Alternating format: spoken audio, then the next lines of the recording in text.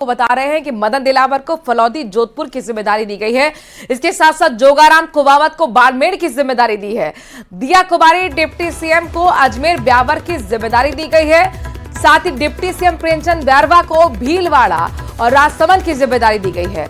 बाबूलाल खराड़ी की बात करें तो बांसवाड़ा और डूंगरपुर की जिम्मेदारी उधर सुमित गोदारा श्रीगंगानगर और हनुमानगढ़ के प्रभारी बनाए गए हैं। संजय शर्मा को सीकर की जिम्मेदारी दी गई है। ओटाराम देवासी झालावाड़ बारा की प्रभारी मंत्री बनाए गए। दिया कुमारी को अजमेर ब्यावर की जिम्मेदारी मिली है। दरअसल 9 नए जिलों को खत्म करने के बाद ये प्रभारी मंत्रियों की जिम्मेदारी में बदलाव हुआ, जिसको लेकर नई सूची जारी की गई है। बात कांग्रेस की करते हैं। कांग्रेस के प्रदेश अध्यक्ष गोविंद सिंह डोटासरा ने कहा है कि जिले और संभाग को खत्म करने के विरोध में हम सड़क से लेकर सदन तक ईंट से ईंट बजा देंगे और ये मुद्दा विधानसभा में भी उठाएंगे। अजमेर पहुंचे गोविंद सिंह डोटासरा ने कहा कि 9 जिलों को खत्म करने पर कांग्रेस नाराज है। बीजेपी सरकार ने जन विरोधी काम किए हैं। मुख्यमंत्री जो भाजपा जो बदललाल है, उन्होंने जो अशोक गहलोत की जो जिला इन्होंने जो बनाया अशोक गहलोत जी ने वो बन गए। जिले और संभाग जो खत्म किए ये जन विरोधी कार्य किया। ईंट से ईंट बजा देंगे, सड़क और सदन पे इनको मजबूर कर देंगे कि वापस जिले और संभाग वापस खोले। और अब बात आसाराम की करते हैं। रेप के 2 मामलों में उम्र कैद की सजा काट रहे आसाराम बाबू को सुप्रीम कोर्ट ने मेडिकल आधार पर 31 मार्च तक अंतरिम जमानत दे दी है। कोर्ट ने जमानत देते हुए साफ कहा कि यह जमानत 86 साल के आसाराम की ज्यादा उम्र और खराब सेहत के आधार पर दी गई है। सुप्रीम कोर्ट से आसाराम को बड़ी राहत। 31 मार्च तक सशर्त मिली अंतरिम जमानत। सूरत रेप केस में मिली थी उम्र कैद की सजा। रेप के 2 मामलों में करीब 11 साल से जेल में बंद आसाराम को सुप्रीम कोर्ट से बड़ी राहत मिली है, लेकिन वो कब तक जेल से बाहर आएगा ये अभी पूरी तरह साफ नहीं है। सुप्रीम कोर्ट ने सूरत रेप केस मामले में मेडिकल ग्राउंड पर आसाराम को 31 मार्च तक अंतरिम जमानत दी है। 31 मार्च 2023 को कोर्ट ने सूरत रेप मामले में आसाराम को आजीवन कारावास की सजा सुनाई थी। रेप का यह केस गांधीनगर के पास आसाराम के आश्रम में रहने वाली महिला ने दर्ज करवाया था। आसाराम फिलहाल जोधपुर सेंट्रल जेल में आजीवन कारावास की सजा काट रहा है। सुप्रीम कोर्ट ने जमानत देते हुए साफ कहा है कि यह जमानत 86 साल के आसाराम की ज्यादा उम्र और खराब सेहत के आधार पर दी गई है। इस दौरान वो अपना इलाज करवा सकते हैं। आज माननीय सर्वोच्च न्यायालय द्वारा संत आसाराम, जो कि जोधपुर केंद्रीय कारागृह में फिलहाल आजीवन कारावास की सजा काट रहे हैं, को मानवीय आधारों पर अंतरिम जमानत प्रदान की है। इस जमानत की अवधि का उपयोग वे अपनी चिकित्सा प्रक्रिया के लिए 31 मार्च तक कर सकेंगे। कोर्ट ने अंतरिम जमानत कुछ शर्तों के आधार पर दी है, जिसके तहत जेल से रिहाई के बाद आसाराम रिहाई के दौरान अपने अनुयायियों से नहीं मिलेंगे, सबूतों से छेड़छाड़ नहीं करेंगे, इलाज के दौरान 3 पुलिसकर्मी उनके साथ रहेंगे, ये पुलिस अधिकारी इलाज में दखल नहीं देंगे। कोर्ट में वकील ने आसाराम के 2 बार दिल का दौरा पड़ने और जेल में सही इलाज ना मिलने की बात कही, लेकिन जानकार मान रहे हैं कि सुप्रीम कोर्ट ने भले ही आसाराम को जमानत दे दी हो, लेकिन उनका जेल से बाहर आने पर अब भी संशय है। साल 2013 में नाबालिग से रेप के मामले में आसाराम को जोधपुर पुलिस ने इंदौर आश्रम से गिरफ्तार किया था। जोधपुर आश्रम में नाबालिग से रेप के मामले में आसाराम को अप्रैल 2018 में दोषी ठहराया गया और अदालत ने आसाराम को आजीवन कारावास की सजा सुनाई। यानी सिर्फ सूरत केस में आसाराम को जमानत मिली है। जोधपुर रेप केस में जमानत के लिए उसे जोधपुर कोर्ट जाना पड़ेगा। जानकारों की माने तो अगले 1 या 2 दिन में सुप्रीम कोर्ट के फैसले को आधार बनाते हुए जोधपुर हाई कोर्ट में जमानत अर्जी दाखिल की जाएगी। आसाराम पिछले 5 महीने में 3 बार पैरोल पर बाहर आ चुका है। हाल ही में वो 17 दिनों की 5 पैरोल खत्म कर जोधपुर जेल वापस लौटा था। अब देखने वाली बात यह होगी कि सुप्रीम कोर्ट से बड़ी राहत मिलने के बाद भी आसाराम की जेल से रिहाई कब तक होती है। Bureau report, news 18, Rajasthan. और कोटा से बड़ी खबर आ रही है। कोचिंग स्टूडेंट ने सुसाइड कर लिया है। मृतक नीरज नावा महेंद्रगढ़ हरियाणा का निवासी था। राजीव गांधी नगर आनंद कुंज में रहकर कोचिंग कर रहा था। पुलिस ने एमबीएस अस्पताल की मोर्चरी में शव को रखवाया है। जवाहर नगर थाना क्षेत्र का ये मामला कोचिंग नगरी से एक बार फिर सुसाइड का मामला है, क्योंकि ये ऐसी खबर है जो समय समय पर आती रही है, चिंता बढ़ाती रही है। एक बार फिर ऐसी खबर है, कोचिंग स्टूडेंट ने सुसाइड कर लिया। ओम प्रकाश हमारे संवाददाता इस खबर पर ज्यादा जानकारी के साथ जुड़ गए हैं। ओम प्रकाश, कई तरीके की कोशिशें की गई, स्टेप्स लिए गए ताकि इस तरीके के जो सुसाइड के केसेस इन पर रोक लगाई जाए। आखिरकार कैसे सुसाइड इस बच्चे ने की है, कहाँ का ये बच्चा है, क्या कर रहा था यहाँ? देखिए, कोटा में रहकर निजी कोचिंग संस्थान से कोचिंग कर रहा था और राजीव गांधी इलाके के एक रेजिडेंसी में रहकर ये जो कोचिंग कर रहा था और अपने ही कमरे में उन्होंने फांसी का फंदा लगाया है और बताया जा रहा है कि पंखे से लटक कर मौत को गला लगाया। हालांकि पंखे से लटक कर मौत के लगातार बढ़ते जो आंकड़े हैं उसके बावजूद एंटी हैंगिंग डिवाइस लगाई गई थी। अब पुलिस तमाम पहलुओं पर जांच कर रही है कि आपकी एंटी हैंगिंग डिवाइस ठीक नहीं थी, लेकिन दुखद खबर नए साल के कुछ दिनों बाद फिर आ गई है कि एक और कोचिंग छात्र ने फांसी का फंदा लगाकर आत्महत्या कर ली। फिलहाल मृतक छात्र के शव को अस्पताल की मोर्चरी में रखवा दिया गया है। नीरज यहाँ लंबे समय से रह रहा था और बताया जा रहा है कि कुछ दिनों से तनाव में था। किस तरह का तनाव था, ये तमाम पहलुओं पर फिलहाल पुलिस पूरी तरह से जानकारी देने के बाद ही स्थिति स्पष्ट हो पाएगी। लेकिन नीरज के साथ कोई और भी रहता था, ये वो अकेला रहता था? देखिए, नीरज जब कमरे में था उस कमरे में कोई और नहीं था। हालांकि आसपास बहुत सारे लोग रहे थे, स्टूडेंट और रहे थे। दूसरे स्टूडेंट से भी जानकारी जुटाई जा रही है, तमाम पहलुओं पर जांच करने की बात कह रही है। लेकिन बड़ी दुखद खबर है कि एक और छात्र ने जो यहाँ रहकर कोचिंग कर रहा था, उन्होंने फांसी का फंदा लगाकर आत्महत्या कर ली। विकास, क्योंकि कई तरीके के स्टेप प्रशासन ने उठाए और एंटी हैंगिंग डिवाइस उनमें से एक है। समय समय पर काउंसलिंग की भी बात कही गई, लेकिन बावजूद इसके इस तरीके के मामले रुक नहीं रहे। शुक्रिया तमाम जानकारी हम तक पहुंचाने के लिए। और बीकानेर से बड़ी खबर आ रही है, जहां पर राजस्थान में 190 स्कूल बंद कर दिए गए हैं। 169 में एक भी बच्चे का एडमिशन नहीं हुआ था। जयपुर में 18 और जोधपुर में 17 स्कूलों को ताला लगा दिया गया। तो वहीं कम छात्र संख्या वाले 21 स्कूलों को भी मर्ज किया गया। बंद हुए स्कूल के स्टाफ को अन्य स्कूल में लगाया जाएगा। प्राइमरी और अपर प्राइमरी स्कूलों को बंद कर दिया गया है। प्रारंभिक शिक्षा निदेशक सीताराम जाट ने आदेश जारी करते हुए ये बड़ी जानकारी दी है। इस वक्त की बहुत बड़ी खबर है, बीकानेर से ब्रेकिंग न्यूज। ये राजस्थान में 190 स्कूल बंद कर दिए गए हैं। आखिरकार इस तरीके का फैसला क्यों लिया गया, जरा ये भी समझ लीजिए, जान लीजिए। बहुत महत्वपूर्ण है समझना, क्योंकि 169 में एक भी बच्चे का एडमिशन नहीं हुआ था इन स्कूलों में।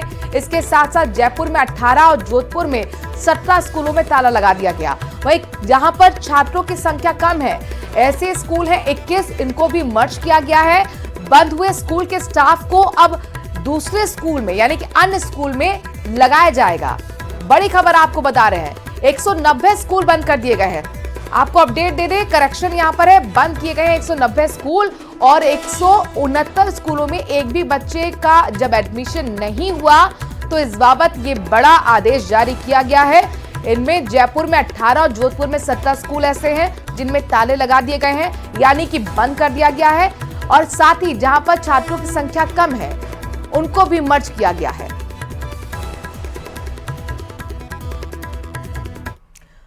राजधानी जयपुर में पब्लिक ट्रांसपोर्ट का हाल बेहाल होता जा रहा है। कई रूट से बसें बंद हो चुकी हैं। जिन रूट पर बसें चल रही हैं उन पर या तो समय पर आती नहीं है और आती हैं तो सवारियों से खचाखच भरी रहती है।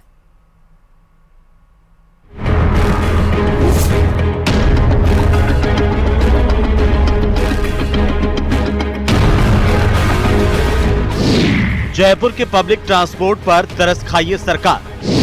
बस स्टॉप पर यात्री आधे घंटे तक करते हैं इंतजार। 40 लाख की आबादी, कैसे करें 200 बसों में सफर। राजधानी जयपुर की परिवहन व्यवस्था है वो कहा जा सकता है कि पूरी तरीके से चौपट है। कई रूट्स के ऊपर जो बस है वो बंद हो चुकी है। JCTSL के पास महज 200 के करीब बसें हैं।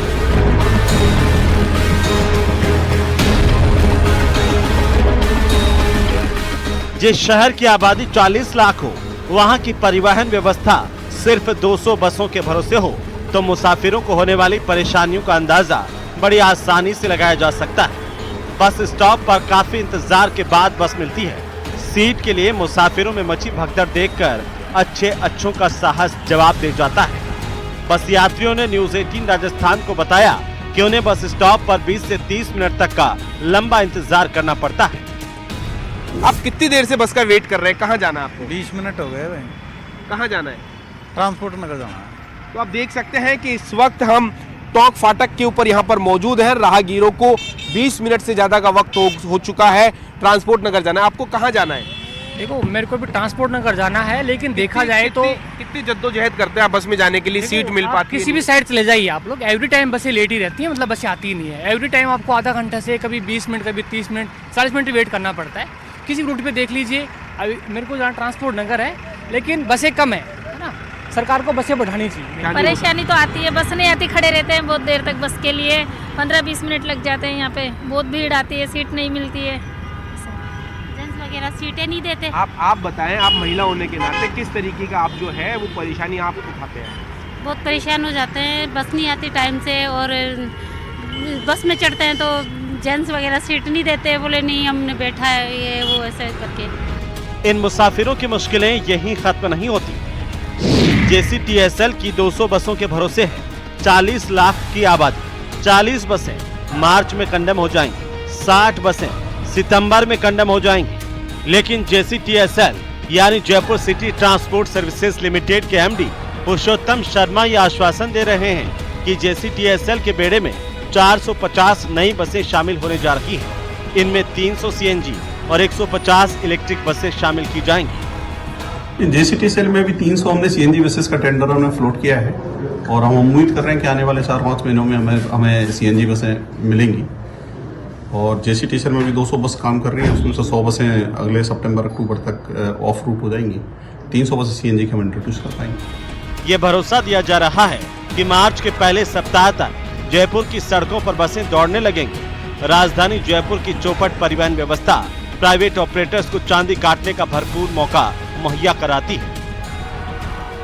ऐसे में जो प्राइवेट ऑपरेटर्स हैं, निजी कैब संचालक हैं, उनकी चांदी हो रही है। सबसे ज़्यादा अगर इस परेशानी का सामना करना पड़ता है तो महिलाओं को करना पड़ता है। बस स्टॉप के ऊपर जो महिलाएं हैं काफ़ी देर तक वेट करती है। शाम के समय में तो आप देख सकते हैं कि जो बसें हैं वो खचाखच भरी हुई नज़र आती है। कई ज़रूरतमंद जो लोग हैं, महिलाएं हैं, उन्हें सीट तक नहीं मिल पाती है। तो ऐसे में सरकार से उम्मीद ये की जा रही है कि बहुत जल्द जो है नई बसें मिलनी चाहिए और जिन रूट्स के ऊपर बसें बंद हो गई है उनके ऊपर भी बसों का संचालन है वो शुरू होना चाहिए। न्यूज़ 18 राजस्थान के लिए सहयोगी दिलीप चेची के साथ रोशन शर्मा की रिपोर्ट। जयपुर के शाहपुरा के गंगा मार्केट स्थित शिव मंदिर में पोष बड़ा का आयोजन हुआ। इस दौरान मंदिर में फूलों और लाइटों से भव्य सजावट की गई। कार्यक्रम का गणेश वंदना के साथ भगवान शिव की आरती भी की गई। इसके बाद भगवान के पोष बड़ा का भोग लगाया गया। इस दौरान बड़ी संख्या में श्रद्धालुओं ने मंदिर में भगवान के दर्शन किए। श्रद्धालुओं को प्रसाद वितरित किया गया।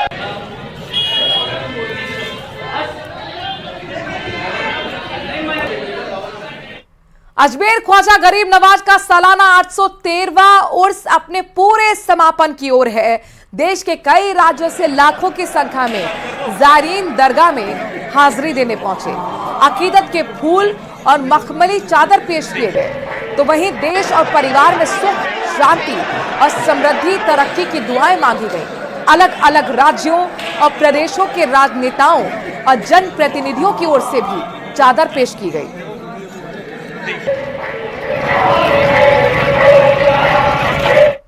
और इसी के साथ राजस्थान लाइव में अभी के लिए इतना ही। आगे देखिए, शाहपुर इलाके से हैरान कर देने वाली घटना सामने आई है।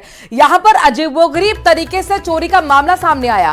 चोर इतने शातिर निकले कि घटनास्थल पर पहुंचे पुलिस के भी सिर चकरा गए। चोरी की घटना को अंजाम देने के लिए चोरों ने पहले किराए पर एक प्लॉट लिया और फिर वहां से सुरंग बनाकर पास में मौजूद पेट्रोल पंप से तेल चुरा कर ले गए। ये घटना नेशनल हाईवे 48 पर बेलनी मार्ग के पास हुई है। पुलिस ने जब मामले की तफ्तीश की तो पता चला कि चोरों ने किराए पर प्लॉट लेकर सुरंग बनाई और फिर इंडियन ऑयल की पाइपलाइन में वाल्व लगाकर क्रूड ऑयल चोरी कर लिया। इसके बाद एक कमरे के अंदर 8 फीट गहरी और 4 फीट चौड़ी सुरंग खोदी गई। सुरंग में वाल्व लगाकर क्रूड ऑयल चोरी किया गया। क्रूड ऑयल चोरी करने वाले आरोपियों ने प्लॉट के चारों तरफ सीमेंट के ब्लॉक से ऊंची दीवार और 2 कमरों का निर्माण किया हुआ था, जिससे उन्हें कोई देख नहीं पाए। हालांकि पुलिस के घटनास्थल पर पहुंचने से पहले ही आरोपी मौके से भाग निकले। मामला दर्ज होने के बाद एसओजी को अब जांच सौंपी गई है। तो एसओजी इस पूरे मामले की छानबीन करेगी, चूंकि ये मामला ऐसा है कि यहां पुलिस के भी होश फाख्ता हो गए। ऐसी चोरी शायद ही आपने कभी देखी हो। अजीबोगरीब तरीके से चोरी की गई है, पूरी प्लानिंग के साथ ये चोरी की गई है। आपको बताएं कि पहले चोरों ने प्लॉट किराए पर लिया, वहां से सुरंग बनाकर पास में मौजूद पेट्रोल पंप से तेल चुरा कर ले गए। ये नेशनल हाईवे 48 पर बेलनी मार्ग के पास घटना घटी है। तफ्तीश की तो पता चला कि चोरों ने किराए पर प्लॉट लेकर सुरंग बनाई थी।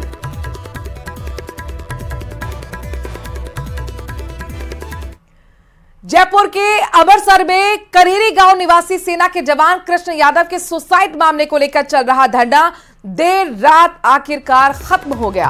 प्रशासन और प्रतिनिधि मंडल के बीच हुई बातचीत में आरोपियों के खिलाफ रिपोर्ट दर्ज करने और 2 महीने में जांच पूरी करने के आश्वासन पर सहमति बनी है। इसके बाद ग्रामीणों ने धरना खत्म किया। जानकारी के मुताबिक जम्मू कश्मीर में तैनात भारतीय सेना के जवान कृष्ण यादव ने गोली मारकर सुसाइड कर लिया था। उसने सुसाइड से पहले एक नोट भी लिखा था, जिसमें कृष्ण ने एक युवती समेत अन्य पर ब्लैकमेल करने और लाखों रुपए ऐंठने के आरोप लगाए थे।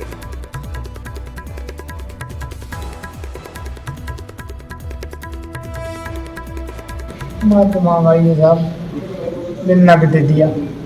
एक तो बहुत ज्यादा 10 लाख तो प्लाट भी दे दिया। 10 लाख भी मिलना के दे दिया। 10 का 12 ही दे दिया हमारी। 10-15 लाख रुपया वो पड़ोस का उठा लिया। वो किने दिए हुए रुपया? अब कोई तुम्हारे मोहन साहब को न दिया। भीलवाड़ा के सदर थाना क्षेत्र में रास्ते को बंद करने को लेकर 2 पक्षों में